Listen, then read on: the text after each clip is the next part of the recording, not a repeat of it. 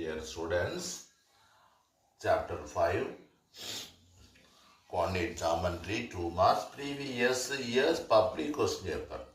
இந்த question புறாமே previous இயர்ல கேட்டது. உங்களுக்கு இந்த வாரத்தில் இந்த வீக்லி டெஸ்ட் வருது. இந்த 2 மார்க்காக தான் போட்டுக்கிட்டு இருக்கேன். இப்போ இதை புறா பார்த்து பயன்படுத்திக்கங்க. அப்பாஸ் மேத்தமெட்டிக்ஸ்.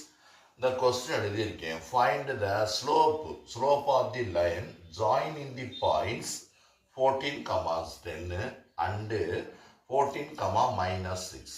இந்த பாயிண்ட்ஸ் வச்சு ஸ்லோப் கண்டுபிடிக்க சொல்லியிருக்காங்க. நான் என்ன செய்ய போகிறேன், லெட் ஏ, இது சொல்யூஷன், இது சொல்யூஷன் எழுதாட்டாலும் பரவாயில்ல, நாங்கள் எழுதுவோம். இது 14, 10, அப்புறம் பிங்கிற பாயிண்ட் 14, -6 இந்த மாதிரி இருக்கு. ஸ்லோப்பு கேட்டிருக்காங்க.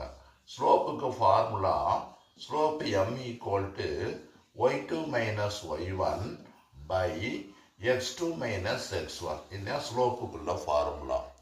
இந்த பாயிண்ட்ஸு, இந்த உள்ளது x1, ரெண்டாவது உள்ளது xy1.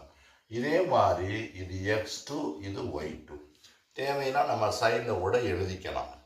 இப்போ y2 - y1, y2 இஸ் என்னது, -6.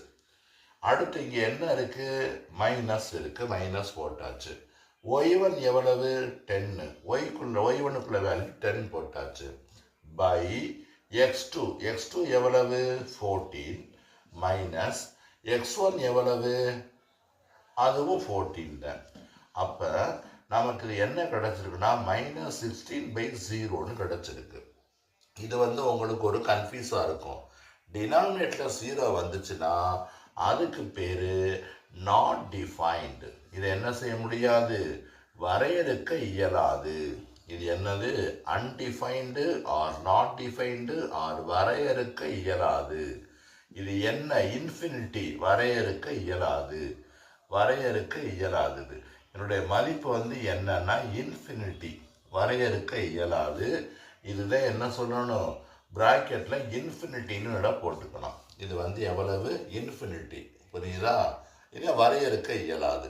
அவ்வளவுதான். இந்த ஸ்லோப் கண்டுபிடிக்கிறதுக்குள்ள மெத்தட் அவ்வளோதான், முடிஞ்சிருச்சு. இந்த மாதிரி உங்களுக்கு கன்ஃபியூஸ் பண்ணுற மாதிரி கொஸ்டின் கேட்பாங்க.